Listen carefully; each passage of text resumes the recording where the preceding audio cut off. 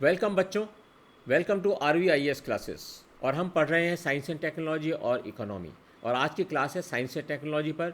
जैसे ही इकोनॉमी की क्लासेस ख़त्म होंगी, अब वो कोर्स कंप्लीशन के नज़दीक पहुंच रहा है। हम लोग स्टार्ट करेंगे environment, ecology and disaster management का कोर्स, जो आपकी बहुत ही लाभकारी स्थिति में पहुंचने के लिए आपको मदद करेगा। तो आइए सीधे ही चलते हैं क्लासरूम में।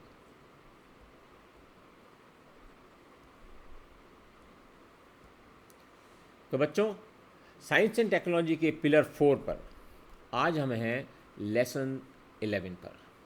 और लेसन 11, जैसा कि मैंने आपसे कहा, दो बहुत ही इम्पॉर्टेंट टेक्नोलॉजीज़ को आपको बताऊंगा मैं, जिससे आपको एग्ज़ाम में अगर उनसे संबंधित कोई भी क्वेश्चन आता है तो किसी भी हालत में कोई भूल ना हो जाए।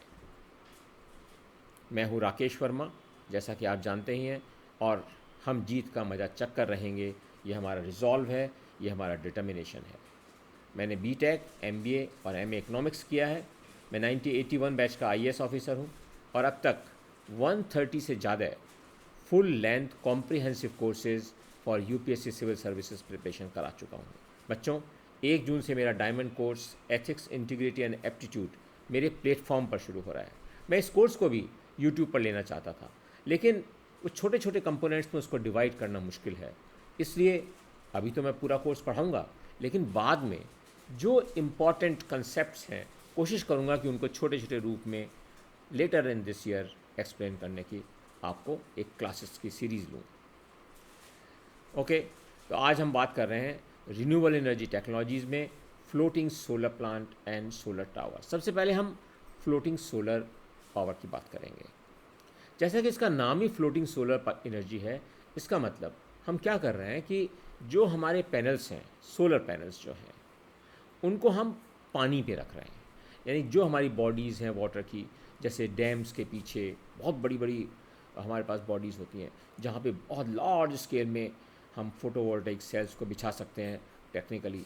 और इस प्रकार फोटोवोल्टेइक सेल्स को, जो सोलर पैनल्स होते हैं, उनको स्पेसिफिकली एंगुलर मूवमेंट को काउंटर करते हुए अगर हम पानी पर अच्छे तरह से स्थापित कर दें तो हमें बहुत ज़्यादा लाभ होते हैं, जो कि इस लेसन में हम सीखेंगे। सबसे पहले हम देखें कि हमारे देश का सबसे बड़ा सोलर एनर्जी प्रोजेक्ट, जो कि फ्लोटिंग सोलर एनर्जी प्रोजेक्ट है, वो कौन सा है। बच्चों, यहाँ मैं आपको एक बहुत इंपॉर्टेंट चीज़ बताना चाहता हूँ।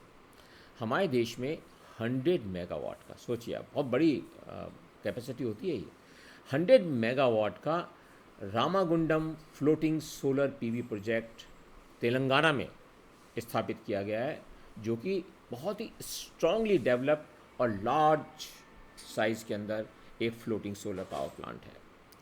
सो India's largest floating solar power plant owned by NTPC at Ramagundam was declared commercially operational on July 1, 2022। बच्चों, ये प्लांट एडवांस टेक्नोलॉजी में एक अपने आप में उदाहरण है, और एनवायरनमेंट फ्रेंडली तो है ही, क्योंकि लैंड पे नहीं बन रहा, तो लैंड को ऑक्यूपाई नहीं कर रहा। तो जो कृषि योग्य भूमि हो सकती थी, उसको अब हमें इस पावर प्लांट को लगाने के लिए यूज़ नहीं करना पड़ रहा है, क्योंकि अब हम सोलर पैनल्स ही पानी पे लगा रहे हैं। ये जो प्लांट है रामागुंडम वाला, ये 423 करोड़ रुपए में बनाया गया, और इसका एरिया है 500 एकर्स में। पानी के अंदर जो रेजर्वायर है उसका 40 ब्लॉक्स में पूरी एरिया को डिवाइड कर रखा है, और हर ब्लॉक 2.5 मेगावाट एनर्जी पैदा करता है। हर ब्लॉक जैसा एक फ्लोटिंग प्लेटफॉर्म, और उसके ऊपर 11,200 सोलर मॉड्यूल्स होते हैं। सो ये large project, very very large project. The solar modules are placed on floaters manufactured with HDPE, high density polythene material, जिससे वो आसानी से पानी में फ्लोट कर सके। और उसके फिर नीचे फाउंडेशन बनाते हैं, जो कि तल होता है, जो उस पॉन्ड का, जो इस वाटर बॉडी का बेस होता है, वहाँ तक वो आराम से पहुँच जाता है, ताकि जो मॉड्यूल्स हैं वो पानी पर स्थिर रह सकें और पानी में इधर उधर फ्लोट ना करें। एक तस्वीर मैं आपको दिखाना चाहता हूँ कि किस प्रकार जो फ्लोटिंग सोलर प्लांट होते हैं वो कैसे लगते हैं. This is the real picture. This is the way the solar plant on water, floating on water is produced. इसी के साथ देखें बेटा कि वर्ल्ड का सबसे बड़ा फ्लोटिंग सोलर प्लांट कहाँ पर है. ये है 600 मेगावाट का. ओके, तो बहुत बड़ी कैपेसिटी हो गई. ये 600 मेगावाट कैपेसिटी का प्लांट है जो कि ओमकारेश्वर डैम के रेजरवॉयर पर बनाया जा रहा है. और बेसिकली इसका जो स्ट्रक्चर है वो रेवा अल्ट्रा मेगा सोलर लिमिटेड द्वारा बनाया गया है. Very strong structure. Wind forces को और जो पानी में वेव मूवमेंट होता है उसको आसानी से काउंटर करने के लिए ये बहुत ही स्ट्रॉन्ग एग्जाम्पल है. This plant will be the largest floating solar power generation facility globally. पूरे संसार में भी, दोनों मतलब हमारे देश में भी और पूरे संसार में भी हमारे पास दो बड़े बड़े फ्लोटिंग सोलर प्लांट हैं. इन अगस्त 2023 the first part of the project started with solar panels that generate 0.5 megawatt and 0.4 megawatt of power. बच्चों, 278 megawatt capacity was activated in August 2023, but parts got damaged in a storm in April 2024. ये बड़ा setback लगा. हम लोगों ने plant तो बनाया लेकिन स्टॉर्म आ गया अप्रैल 2024 में. इससे काफ़ी कुछ पार्ट डैमेज हो गया जो हमने बनाया था. मुझे एकदम अच्छा लगता है, मैंने कल भी इसके बारे में स्टडी करी. ये प्लांट बहुत ही सॉलिडली बन रहा है और अब जो एडवर्स इम्पैक्ट हो चुके हैं उनको काउंटर करने के लिए भी विभिन्न स्ट्रक्चरल मैकेनिज़्म इसके लिए बना लिए गए हैं. ये जो पूरा सोलर फ्लोटिंग प्लांट होगा इसका जो इन्वेस्टमेंट है वो है 3000 करोड़. तो आप सोच सकते हैं कि अपने आप में एक बहुत बड़ा प्रोजेक्ट होता है. ये ओमकारेश्वर डैम है. ये इसका बेसिकली डाउन स्ट्रीम है, यानी कि जहाँ पर पानी बहकर आगे नदी में जा रहा है. अगर हम इसको अप स्ट्रीम में देखने की कोशिश करें तो ये प्लांट कुछ कुछ ऐसा दिखता है. अब मैं यहाँ पे आपको एक छोटा सा स्ट्रक्चर बना के दिखाऊंगा कि अल्टीमेटली ये होता कैसे है. अगर हम देखें कि सोलर प्लांट में हम क्या करते हैं, इसको हम मैं एक पहले केवल लाइन बनाऊंगा जिससे कि इजी रहे आपको समझना. ये पानी में है, हम पानी में है. अब हम क्या करते हैं, इसके अंदर डिफरेंट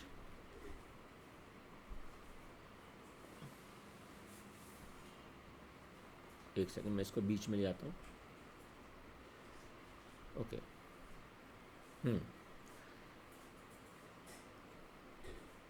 अब हम क्या करते हैं, ये हमने एक प्लेटफॉर्म बनाया.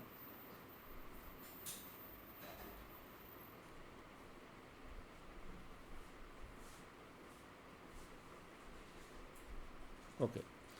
इस प्लेटफॉर्म पर अब हम लगाते हैं पीवी सेल्स.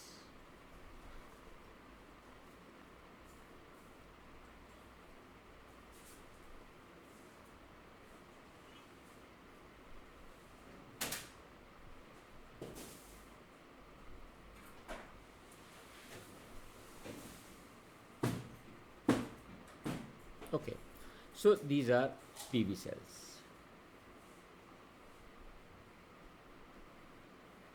जिनको हम सोलर पैनल भी कहते हैं.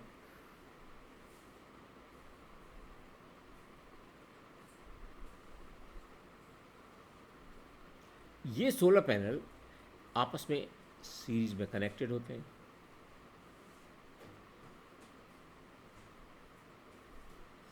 और अल्टीमेटली पानी में से ले जाकर इसको हम पावर जो जनरेट हो रही है टावर तक ले जाते हैं जो कि इसको ग्रिड में डालता है.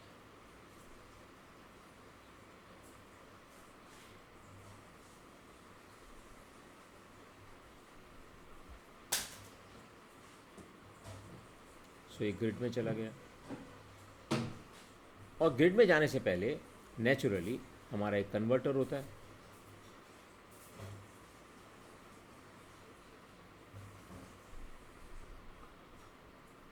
ये कन्वर्टर होता है जो डीसी को एसी में कन्वर्ट करता है.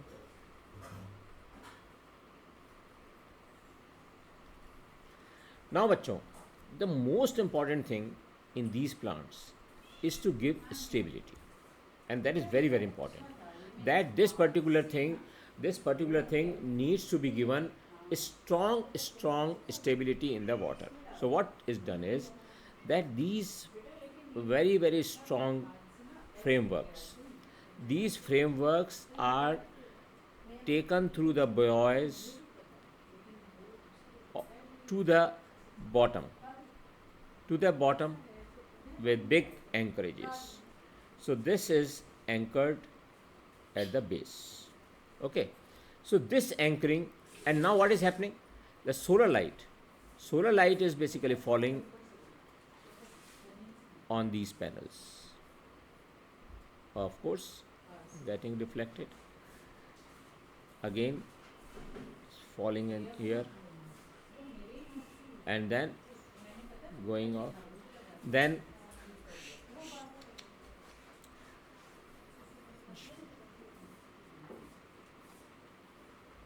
this. So this is the way this plant functions. It is all floating in the water.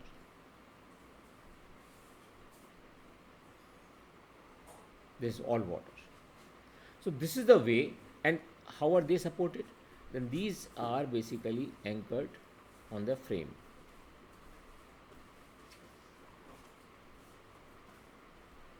And we have the arrays, यानी कि बहुत सारी सीरीज़ में इस तरह के सोलर पैनल्स लगा दिए जाते हैं, जो कि सनलाइट को इकट्ठा कर कर सीरीज़ में लगाकर और फिर हम बिजली को कलेक्ट कर कर कन्वर्टर पे ले जाते हैं, कन्वर्टर से उसको ग्रिड में ले जाते हैं.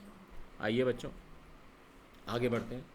So floating solar technology consist of an array of solar panels mounted on a structure that floats on water body and is emerging as a promising trend in the renewable energy landscapes. बच्चों, जो floating solar plants होते हैं उसके अंदर हमें solar panel involve करते हैं, जैसे कि हमने अभी देखा भी, और उनको एक फ्लोटिंग स्ट्रक्चर पर पानी की बॉडी के ऊपर स्थापित कर देते हैं. Right. Solar panels keep on floating, तो थोड़ा बहुत मूवमेंट तो होगा ही होगा, लेकिन जितनी ज़्यादा स्ट्रांगली हम उसको एंकर कर सकते हैं बेस के साथ, वो हमारे लिए उतना ही हितकर होता है. When the water level of the dam is low, it will automatically adjust upwards और डाउनवर्ड्स. पानी नीचे चला गया डैम में तो ये भी नीचे चले जाएंगे, और नीचे चले जाएंगे तो जो एंकरिंग सिस्टम होता है वो टेलीस्कोपिक होता है, वो भी उसके साथ साथ नीचे चला जाता है.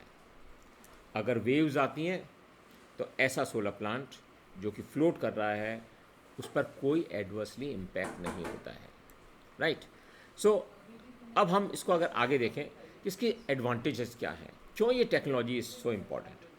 ये सोलर फ्लोटिंग पैनल्स की जो टेक्नोलॉजी है, इसके सबसे बड़ा एडवांटेज तो ये है कि जो लैंड है जो एग्रीकल्चर के रूप में यूज़ की जा सकती है, उसको हम केवल सोलर पैनल्स को स्थापित करने के लिए यूज़ में नहीं लेते हैं. ये एक बहुत बड़ी बात है. इसका मतलब चाहे ये छोटी लेक्स हों, चाहे पानी की बड़ी लेक्स हों, जहाँ पर इन प्लांट्स को लगा रहे हैं वहाँ पर हम एनर्जी पैदा करने के लिए जो ज़मीन खर्च होने वाली है उस ज़मीन को बचा लेते हैं. एक तो सबसे बड़ी इम्पॉर्टेंट बात यह है. सेकंड जो इम्पॉर्टेंट बात है कि यहाँ पर एक कोई विजुअली ऑब्स्ट्रक्टिव चीज़ नहीं होती. Solar plants can utilise existing infrastructure and power grid and not perceived as visually obstructive. तो ये ऑब्स्ट्रक्टिव नहीं होते, और किसी भी जो एग्जिस्टिंग हमारी ग्रिड्स हैं उन ग्रिड तक इन पावर प्लांट्स को आसानी से जोड़ दिया जाता है. बच्चों, हम एक चीज़ और मैं आपको बताना चाहता हूँ इस बारे में कि इस पर्टिकुलर मैकेनिज़्म से जो मैंने आपको अभी समझाया, इससे जो आउटपुट होता है सोलर एनर्जी का वो बहुत ज़्यादा होता है. अब ये बड़ा इंपॉर्टेंट आर्गूमेंट है कि भाई क्यों होता है फोटोवोल्टिक सेल्स जो कि फ्लोट कर रहे हैं उससे बिजली का उत्पादन उससे ज़्यादा क्यों होता है. स्टडीज़ की गई हैं बहुत सारी, और ये पाया गया है कि जो भी फ्लोटिंग प्लांट्स होते हैं उनको बहुत आसानी से मेंटेन करा जा सकता है, और उनसे जो एनर्जी आ रही है वो ज़्यादा होती है. अब क्यों? ये एनर्जी इसलिए ज़्यादा पैदा हो रही होती है क्योंकि टेम्परेचर जो टेम्परेचर है पानी में वो कम होता है लैंड से, और जो ऑपरेटिंग टेम्परेचर है यानी कि जिस पर सोलर पैनल काम कर रहे हैं जिस टेम्परेचर पे, वो पानी में सोलर पैनल्स होने के कारण उन सोलर पैनल्स का टेम्परेचर कम होता है, ज़मीन पे उनका टेम्परेचर बहुत ज़्यादा होता है। इसका मतलब ये हुआ कि जो हम सोलर पावर प्लांट को पानी में, वाटर बॉडी में हम लगा रहे हैं, तो वहाँ पर नेचुरल कूलिंग हो रही है, और नेचुरल कूलिंग होने से हमारे को सबसे बड़ा फ़ायदा ये है कि जो इलेक्ट्रॉन्स का कैप्चर है और उसका ट्रांसमिशन है उस सेमीकंडक्टर मटेरियल पे बहुत एफिशिएंट हो जाता है। इसके साथ साथ यहाँ पे एक और इम्पॉर्टेंट बात है कि जो ज़मीन पे हम प्लांट्स लगाते हैं उनके ऊपर धूल उड़ कर बहुत जल्दी आ जाती है, और उनको कंटिन्यूसली डस्ट फ्री रखने के लिए बहुत एनर्जी लगती है, बहुत पानी चाहिए होता है।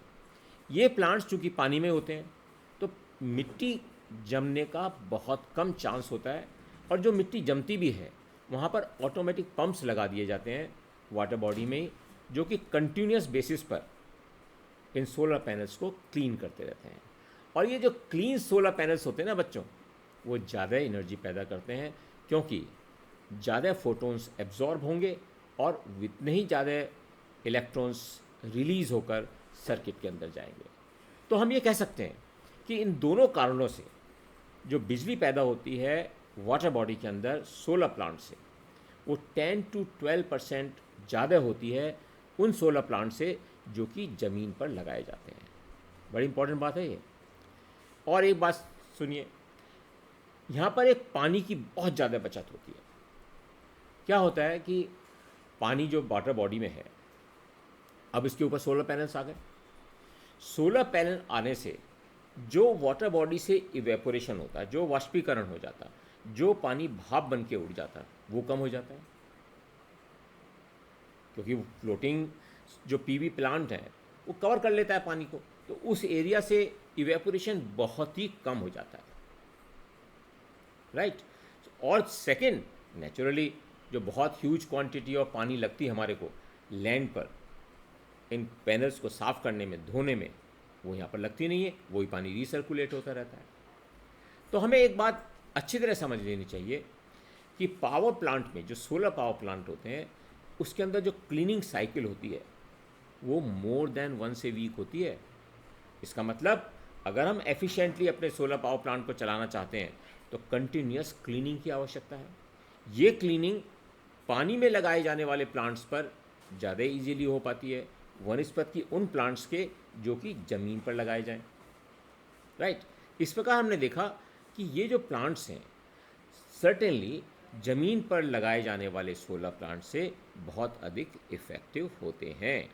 ओके, अब हम सेकंड चीज़ सीखते हैं आज, सोलर टावर। इस पर एक बार क्वेश्चन भी आ गया, और ये मैंने ही पढ़ाया था और किसी टीचर ने पढ़ाया नहीं था उस समय तक।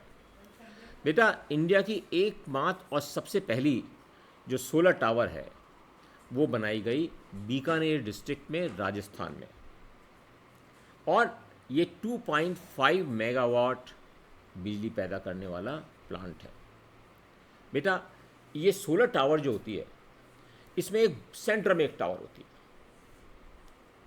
सेंटर में एक टावर बनाते हैं, जैसे वाटर टैंक होता है, काफ़ी ऊंची टावर बनाई जाती है, और उसके ऊपर चारों तरफ कांच का एक घूमने वाला टावर बना होता है, और वहाँ पर बच्चों एक हमारे रिसीवर्स लगे होते हैं, ब्लैक रिसीवर्स, जो कि एनर्जी को आसानी से और बहुत ज़्यादा क्वांटिटीज़ में एब्जॉर्ब कर सकते हैं। Okay, so A solar power plant which is in the form of A tower is also known as central tower power plant और हेलियोस्टेट पावर प्लांट। ये ध्यान रखिएगा, एग्ज़ाम में कई बार पूछ लिया जाता है कि हेलियोस्टेट सोलर पावर प्लांट क्या होता है। बेसिकली बच्चों, हेलियोस्टेट सोलर पावर प्लांट एक सोलर फर्नेस वाला प्लांट होता है, राइट, जहाँ पर मूवेबल मिरर्स से सन एनर्जी को इकट्ठा कर कर टावर में फोकस किया जाता है। और चूंकि ये मूवेबल मिरर्स होते हैं, इनको कहा जाता है हेलियोस्टेट। सो ये मूविंग मिरर वाले प्लांट जो कि अपनी सारी एनर्जी को एक पर्टिकुलर पॉइंट पर फोकस कर रहे हैं ताकि वहाँ पे पानी का टेम्परेचर बहुत ज़्यादा हो सके, हम उसे कहते हैं heliostat solar power plant, right. अब हम एक चीज़ आपको यहाँ पे मैं बताना चाहता हूँ, हल्का सा पहले एक बार डायग्राम बना के दिखाता हूँ जिससे कि आपको आइडिया हो जाए कि ये प्लांट होता कैसे है। ओके, मैं आपको केवल एक एग्जांपल दूंगा जिससे कि आपको अंडरस्टैंडिंग हो जाए ये प्लांट अल्टीमेटली बनता कैसे है। तो ये मान लीजिए हमारा एक टावर है, ओके।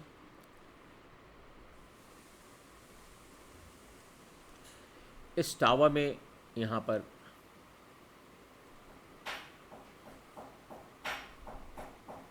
हमारा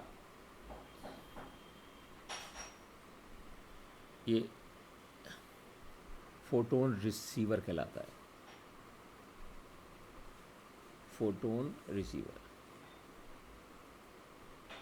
आप जानते हैं कि जो फोटोन्स होते हैं वही लाइट को फॉर्म करते हैं और जो कि वेव और पार्टिकल दोनों के ही गुण उसके अंदर रखते हैं।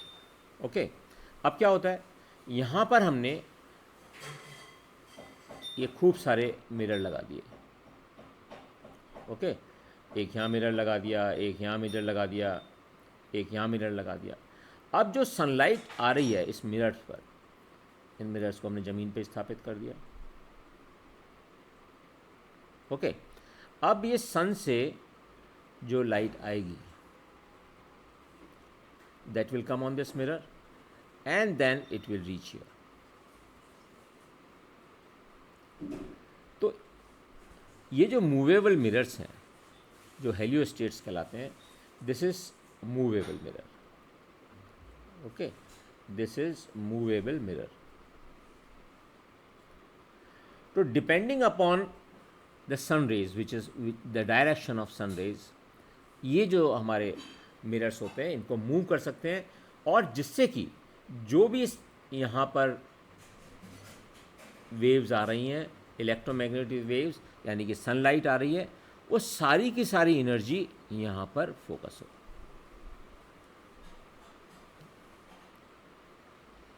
तो इस प्रकार बहुत सारे हेलियोस्टेट लगा दिए जाते हैं।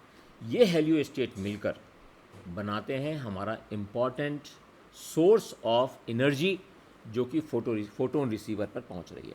अब यहाँ पर हम क्या करते हैं, पानी का सिस्टम होता है हमारा, ये पानी आ रहा है ऊपर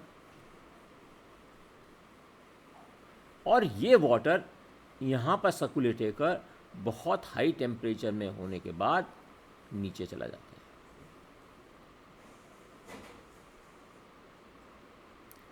और आगे नेचुरली इसको स्टीम में कन्वर्ट कर देते हैं इस पानी को।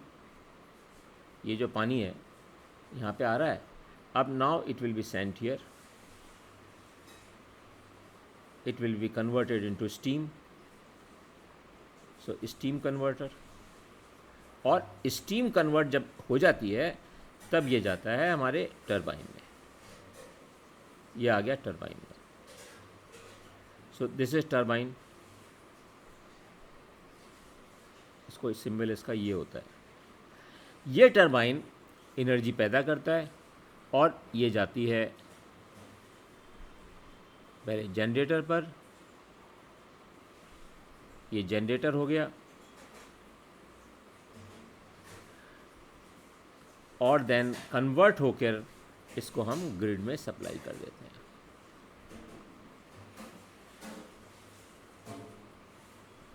This is a simple mechanism जो मैंने आपको यहाँ पर समझाने की कोशिश की। और ये जो पानी आ रहा है इसको हम इस स्टीम वाले हिस्से से जोड़ देते हैं और यहाँ से पानी आता रहता है दूसरे जगह। तो ये पानी जो जाता है ऊपर पहले से ही थोड़ा हीटेड होके जाता है पानी। इस प्रकार हमारी बहुत जल्दी स्टीम बन जाती है। अब हम इसको देखते हैं एक एक्चुअल फॉर्म में जो हमारे देश में लगा हुआ है उसी को देखते हैं। ये इस तरह का सिस्टम होता है। तो यहाँ पर दिस इज़ द रिसीवर, ये रिसीवर है बच्चों, और इस रिसीवर पर ये जो हेलियोस्टेट्स लगे हुए हैं सारे, ये दिख रहे हैं सारे हेलियोस्टेट्स हैं। इन हेलियोस्टेट से रेज फोकस होकर यहाँ पर जा रही हैं, जिसको मैं और अच्छे से डायग्राम में आपको दिखाने की कोशिश करता हूँ। ये रहा। तो ये सारे हेलियोस्टेट्स हैं और इन हेलियोस्टेट से लाइट फोकस होकर यहाँ पर फोटोन रिसीवर के पास आ रही है। और बच्चों इस रिसीवर से गर्म हुआ पानी, लाल रंग का जो पाइप दिख रहा है गर्म हुआ, जैसे मैंने आपको बताने की कोशिश की थी, वहाँ पे स्टीम बनी और स्टीम बनने से टरबाइन बना, टरबाइन से जनरेटर और जनरेटर से इलेक्ट्रिसिटी ग्रिड में चली गई। अब ये जो स्टीम थी, स्टीम का टेम्परेचर काफ़ी अच्छा था। जैसे ही ये टरबाइंस में चलकर आई, इसका पानी में कन्वर्ट हुई, ये पानी टैंक में चला गया यहाँ पर, और ये पानी यहाँ पर गर्म होता है पहले से, क्योंकि स्टीम से बना होता है, पानी गर्म होता है। अब इस गर्म पानी को हम वापस टावर पे भेज देते हैं, जहाँ पर उसका टेम्परेचर बहुत अधिक रेज हो जाता है। This is the solar tower technology of producing solar energy by using heliostats. मुझे पूरा विश्वास है कि आज ये दोनों टेक्नोलॉजीज़ आपको अच्छी तरह समझ में आ गई होंगी, floating panels technology and heliostat technology of solar power. ये दोनों ही टेक्नोलॉजीज़ एग्ज़ाम के लिए बहुत इंपॉर्टेंट हैं, अच्छी तरह समझ लीजिएगा। और यदि आपको मेरा लेक्चर पसंद आया है तो लाइक करना मत भूलिए, और मेरे को ये भी विश्वास है कि आप बेल बटन ज़रूर दबाएंगे, और आपने अगर मेरी चैनल अब तक सब्सक्राइब नहीं की है तो चैनल को सब्सक्राइब भी करेंगे, ताकि ये अधिक से अधिक बच्चों तक पहुंच सके, अधिक से अधिक बच्चों को पता चल सके कि मैं पूरे कोर्सेज़ फ्री यूट्यूब पे लूँगा, ताकि बच्चों को बहुत सारे जहाँ पर पैसे खर्च करने पड़ते हैं उन इंस्टीट्यूट में ना जाना पड़े, और ख़ुद वो अपने आधार पर, अपनी स्टडीज़ के बेसिस पर compete कर सकें यूपीएससी का exam. Thank you very much, और फिर मिलेंगे कल दोबारा इन्हीं क्लासेस में। Thank you.